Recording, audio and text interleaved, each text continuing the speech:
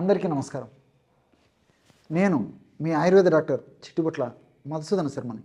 మనం ఈ వీడియోలో వెయిట్ లాస్ అయ్యేందుకు చక్కటి గృహ వైద్యం అనేటువంటి ఆసక్తిదాయకమైనటువంటి అంశాన్ని గురించి తెలుసుకోబోతున్నాం. గత కొన్ని వీడియోల్లో కూడా అసలు బరువు ఎందుకు పెరుగుతారు, దానికి కారణాలేంటి, ఆ బరువు పెరగడం వల్ల ఎలాంటి ఇబ్బందులు ఎదురవుతాయి, అదేవిధంగా ఆ యొక్క సమస్య వచ్చినప్పుడు మీకే మీరు తయారు చేసుకోదగ్గ సులువైనటువంటి క్షేమదాయకమైనటువంటి గృహవైద్య విధానాలేంటి, ఆహార విధి విధానాలేంటి, అంటే మీరు పాటించదగ్గ ఆహార విధి విధానాలేంటి, ఎలాంటి ఎక్సర్సైజ్ చేయాలి మొదలగు అనేక వివరాలు కూడా మనం తెలుసుకోవడం జరిగింది. ఈ వీడియోలో వెయిట్ లాస్ అయ్యేందుకు మరొక చక్కటి గృహ వైద్యాన్ని మనం తెలుసుకోబోతున్నాం. ఈ యొక్క ఔషధం తయారీకి కావాల్సినటువంటి పదార్థాలు మూడే మూడు. జీలకర్రను వేయించేసేసి చూర్ణంలాగా తయారు చేసుకొని ఆ జీలకర్ర చూర్ణాన్ని ఒక 50 గ్రాములు తీసుకోండి. బాగా నిదానంగా రాసుకోండి. అన్నీ మీకు తెలిసినవే, మన ఇంట్లో ఉండేటువంటివే.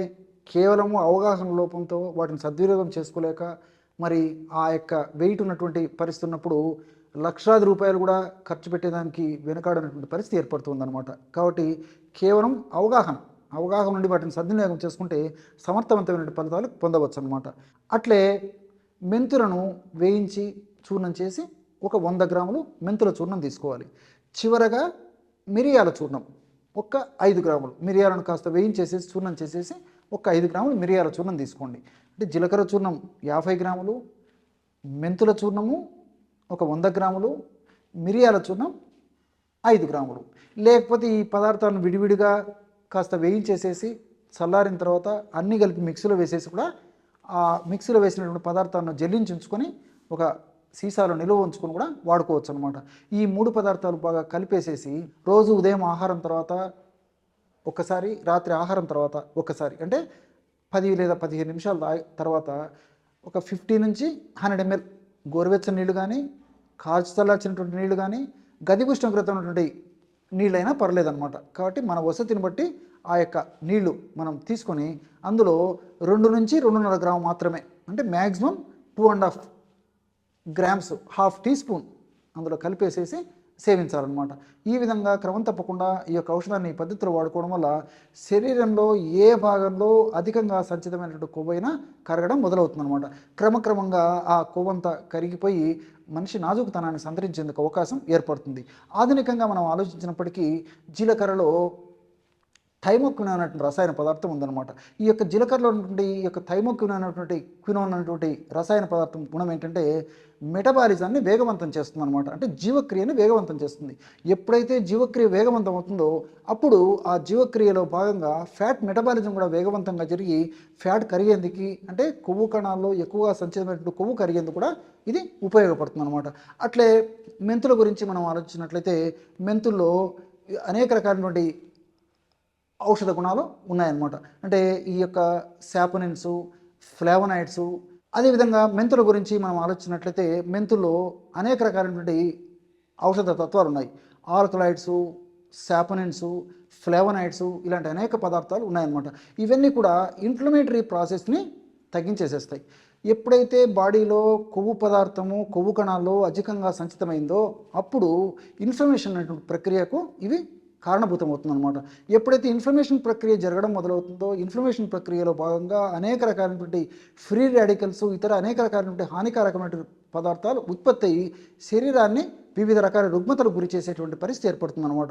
కాబట్టి ఈ 3 పదార్థాలు, అంటే ఆల్కలాయిడ్స్, అదేవిధంగా సాపోనిన్స్, ఫ్లేవనాయిడ్స్ ఉన్నటువంటి ఈ యొక్క మెంతులను మనం ఈ పద్ధతిలో వాడుకోవడం వల్ల ఇన్ఫ్లమేషన్ ప్రక్రియను నిరోధించడమే కాకుండా పరోక్షంగా వెయిట్ లాస్, అంటే ఈ యొక్క కొవ్వును కరిగించేందుకు కూడా, జీవక్రియను వేగవంతం చేసేందుకు కూడా, చైతన్యవంతం చేసేందుకు కూడా ఈ యొక్క 3 పదార్థాలు ఉపయోగపడతాయి. అంతేకాకుండా మరొక సుగుణం ఏమిటంటే ఇందులో ఉన్నటువంటి ఈ యొక్క శాపనిన్స్, మెంతుల్లో ఉన్నటువంటి ఈ యొక్క శాపనిన్స్ ముఖ్యంగా మగవాళ్ళలో ఫ్రీ టెస్టోస్టెరాన్ని పెంచుతాయి అన్నమాట. ఈ రోజుల్లో చాలామందికి వివిధ కారణాల వల్ల, ముఖ్యంగా వెయిట్తో పాటు ఇతర అనేక రకాలైన కారణాల వల్ల ఈ శృంగార సామర్థ్యం తగ్గిపోవడము, శృంగార కోరికలు తగ్గిపోవడం, ఇలాంటి సమస్యలు ఉంటుంటాయి. కాబట్టి ఈ ఫ్రీ టెస్టోస్టెరాన్ దీన్ని ప్రమాణాన్ని పెంచేందుకు ఈ యొక్క సాపోనిన్స్ ఉపయోగపడతాయి. కాబట్టి మనం వెయిట్ లాస్ అయ్యేందుకు మనం ఔషధాన్ని వాడుకుంటున్నప్పటికీ ఇందులో ఉన్నటువంటి సుగుణాల వల్ల మనకు పరోక్షంగా కూడా మనకి సైడ్ బెనిఫిట్స్ కూడా ఉండేటువంటి పరిస్థితి ఏర్పడుతుంది అనమాట ఇలాంటి ఔషధాలు వాడుకోవడం వల్ల. ఇంకొకటి ఈ యొక్క మెంతుల వల్ల మరొక ప్రయోజనం ఏమిటంటే, మనం తీసుకున్నటువంటి ఆహార పదార్థాలు ఉన్నటువంటి కొవ్వును త్వరగా ప్రేవులు జీర్ణం కాకుండా ఇది కాపాడుతుంది. ఎలా కాపాడుతుందంటే, ఈ కొవ్వులు జీర్ణమయ్యేందుకు మన జీర్ణ వ్యవస్థలో లైపేజ్ అనేటువంటి ఎంజైమ్ బాగా ఉత్పత్తి అవుతుంటుంది.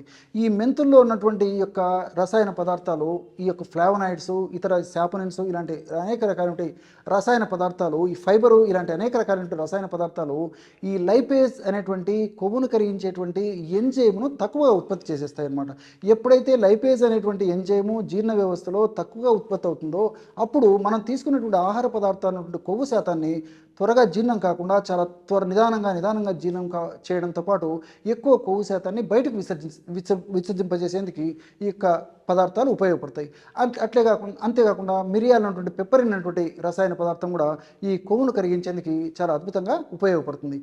దీనికి తోడు ఈ యొక్క జీలకర్ర, అదేవిధంగా మెంతులు అన్నటువంటి ఔషధ గుణాలను మరింత శక్తివంతంగా, సమర్థవంతంగా, ద్విగుణీకృతంగా పనిచేసేందుకు ఈ మిరియాలు అన్నటువంటి పెప్పరిన్ చాలా చక్కగా ఉపయోగపడుతుంది. ఈ విధంగా అనేక రకాలుగా ఈ యొక్క మిరియాలు ఉన్నటువంటి రసాయన పదార్థాలు, అదేవిధంగా జీలకర్రలో ఉన్నటువంటి రసాయన పదార్థాలు, మెంతుల్లో ఉన్నటువంటి రసాయన పదార్థాలు ప్రత్యక్షంగా, పరోక్షంగా ఈ వెయిట్ లాస్ అయ్యేందుకు సహకరించడమే కాకుండా వెయిట్ ఉన్నందువల్ల కలిగేటువంటి ఇతర సైడ్ ఎఫెక్ట్స్ నుంచి కూడా రక్షించేందుకు ఈ యొక్క ఔషధాలు, ఔషధ తత్వాలు, ఔషధ గుణాలు, రసాయనాలన్నీ కూడా మన దేహంలో ఉంటూ సదా కాపాడుతూ, సదా రక్షిస్తూ ఉంటాయి. చూశారు కదా ఎటువంటి అంశాన్ని వెయిట్ లాస్ అయ్యేందుకు మీరు ఈ వీడియోలో తెలుసుకున్నారో. మరొక వీడియోలో మరొక అంశంతో మళ్ళీ కలుద్దాం. అంతవరకు నమస్కారం. మీ చిట్టిబొట్ల.